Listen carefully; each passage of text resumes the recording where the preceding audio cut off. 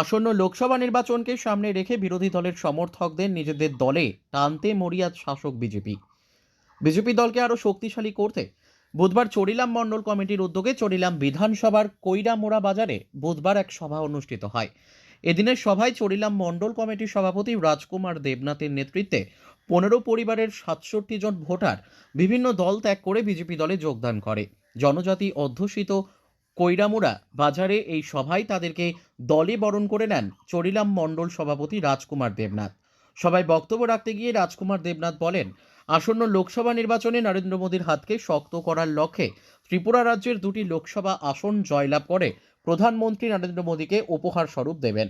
তারই লক্ষ্যে পাহাড় সমতল সমস্ত জায়গায় কাজ করে চলছে দলের কার্যকর্তারা। বিজেপি দলের উন্নয়নমুখী কার্যকলাপ দেখে বিরোধী দল ছেড়ে মানুষ কাতারে কাতারে বিজেপির ছত্রছায়ায় এসে বিজেপির দলকে আরো শক্তিশালী করছে বলেও জানান তিনি। খুব ভালো লাগছিল মদন বাবুর কথাগুলো শুনে। উনি আমাদের থেকে অনেক অনেক অনেক পুরনো একজন রাজনীতিবিদ। সে 1984 থেকে শুরু করে এখনো অবধি ওনার সঙ্গে ঘটে যাওয়া সবগুলো ঘটনা বিস্তারিতভাবে বলেছেন। উনি ওনার বক্তব্যে একটা জিনিস উনি সুস্পষ্ট করে দিয়েছেন যে এত বছর উনি সিপিএম করার পরেও ওনার এলাকা থেকে শুরু করে ওনার পরিবার সবাই কিন্তু লাঞ্ছিত আর বঞ্চিত ছিল। উনি ওনার পরিবারকে নিয়ে সারা জীবন এই মার্ক্সবাদী কমিউনিস্ট পার্টির পেছনে দিয়েছে, কিন্তু কি পেল? জিরো।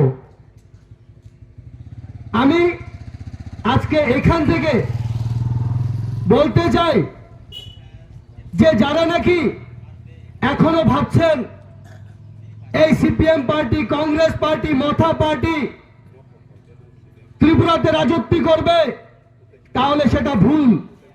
আপনাদের সেটা ভুল ধারণা। কারণ উনাদের যে নীতি, উনাদের যে পার্টির সিস্টেম, সেটাই ভুল।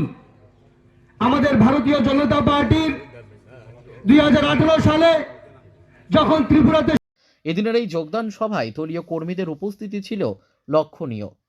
Bureau report, news daily Bharat.